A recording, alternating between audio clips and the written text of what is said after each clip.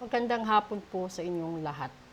Regarding po doon sa mga nababasa kong comment sa video ko na inilabas ko nung araw na magbabagyo ng Pepito. At sa lahat-lahat na naniniwala, maraming salamat po. Sa lahat na nagke-criticize, panoorin niyo po ito. Hindi lahat Katoliko, hindi lahat-lahat naman magkakaiba yung relihiyon natin, pero Diyos pa rin ang pinapaniwalaan natin na magbibigay sa atin ng milagro sa lahat-lahat ng sakuna, problema at mga blessings na natatanggap natin, di ba?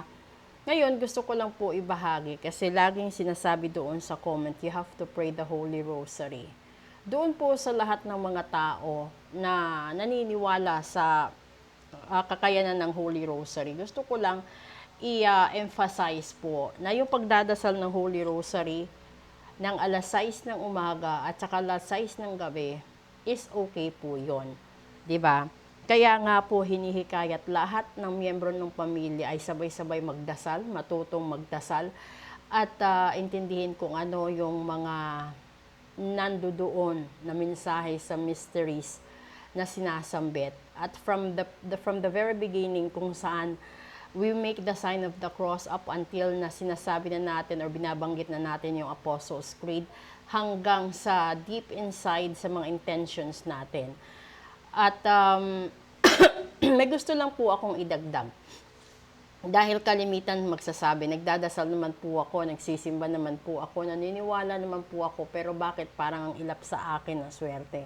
Bakit parang ayaw sa akin ibigay yung hinihiling ko? Sasagutin na naman ng iba, hindi pa panahon or baka hindi talaga para sa'yo at mas may magandang plano ang Diyos, which is true.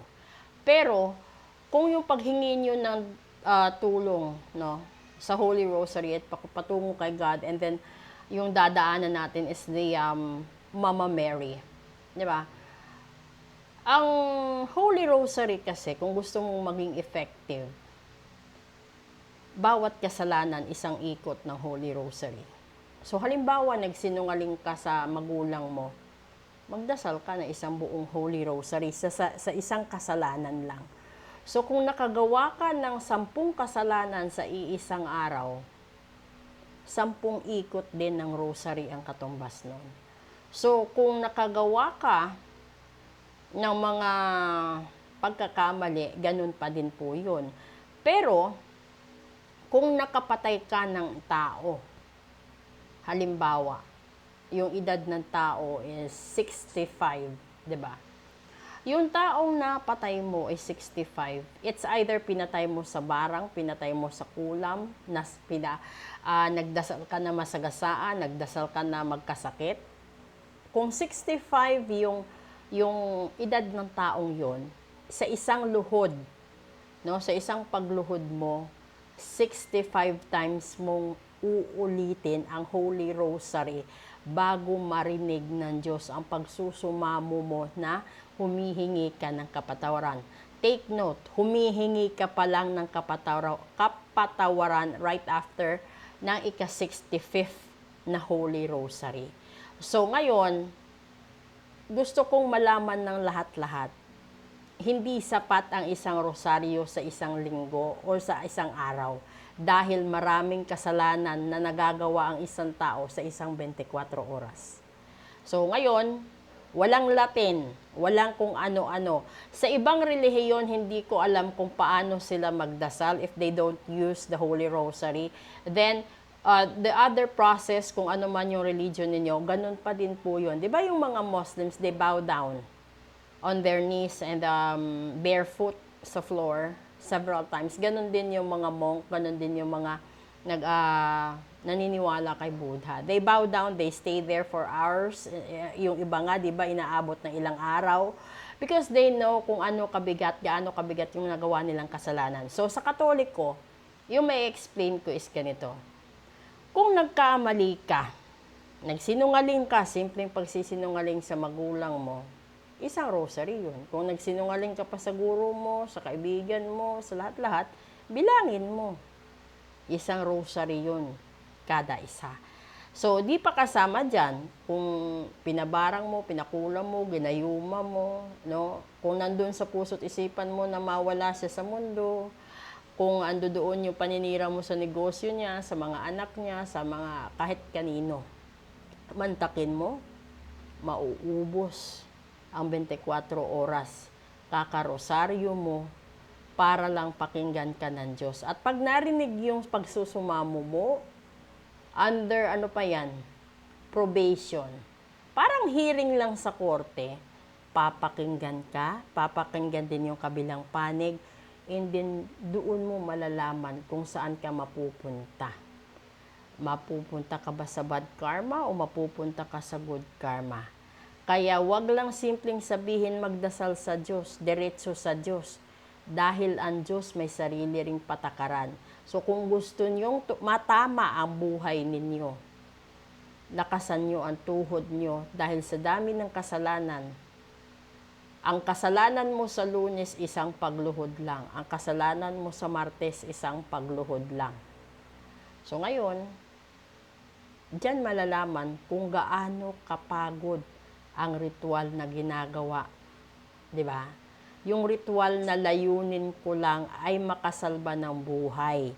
Kaya wag nyong i-criticize kasi pagsalba ng buhay yun. Kahit sabihin niyo na manghuhula ako, manggagamot ako, oo. Pero hindi ako katulad ng iba na tumatanggap ng pera para pumatay ng kapwa. Hindi ako katulad ng iba na tumatanggap ng pera para sirain ka. Kung meron man siguro akong ginagawa, iyon ay iniisa-isa ko, tinitignan ko, tinitimbang ko kung dapat bang tulungan o hindi. Dahil kung hindi rin dapat tulungan, edi hindi rin yun ipapahintulot ng panata na hawak ko.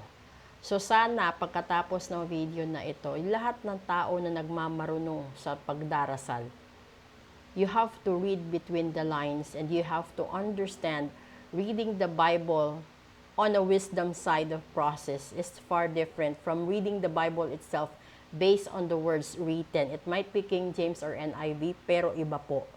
Iba yung magbabasa ka sa ibig sabihin noon kaysa magbabasa ka lang sa letrang nakikita mo.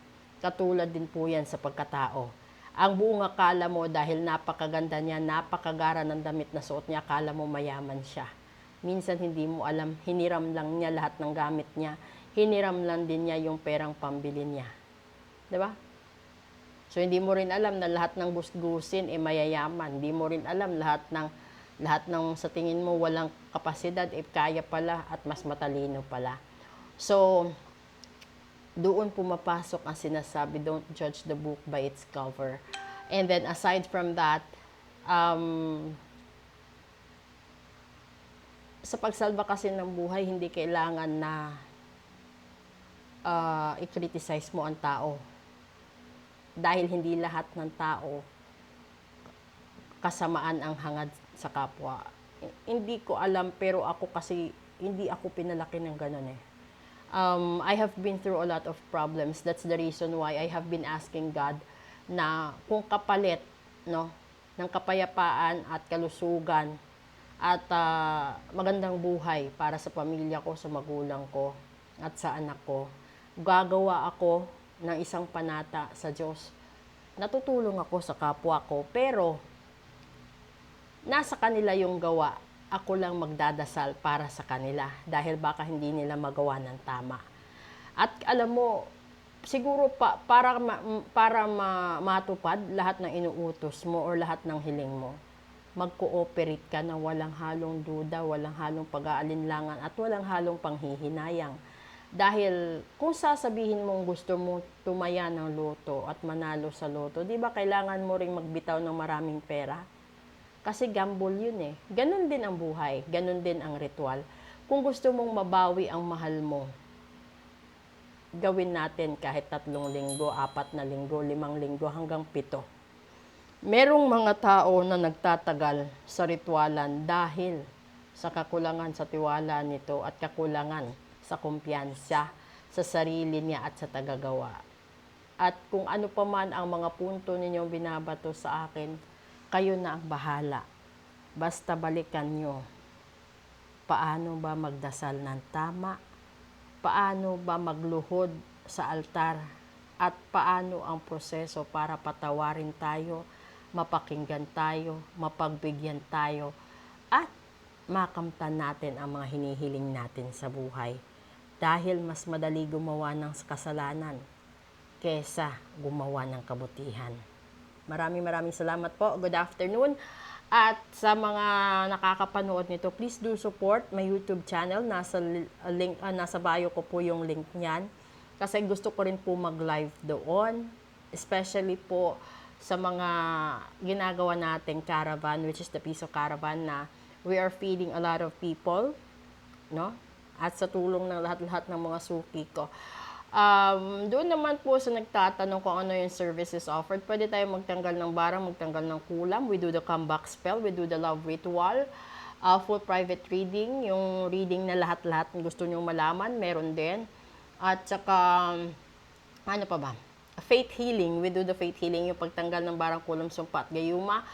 And then, kung bibili ka ng properties, gusto mong i-check natin, gusto mong i-cleanse natin, kung meron namang mga hindi maganda, 'di ba, sa buhay. Kung may manawawala kang mga tao sa buhay mo or may hinahanap ka na hindi mo mahanap-hanap, then let me know. Message lang po kayo at maraming salamat po.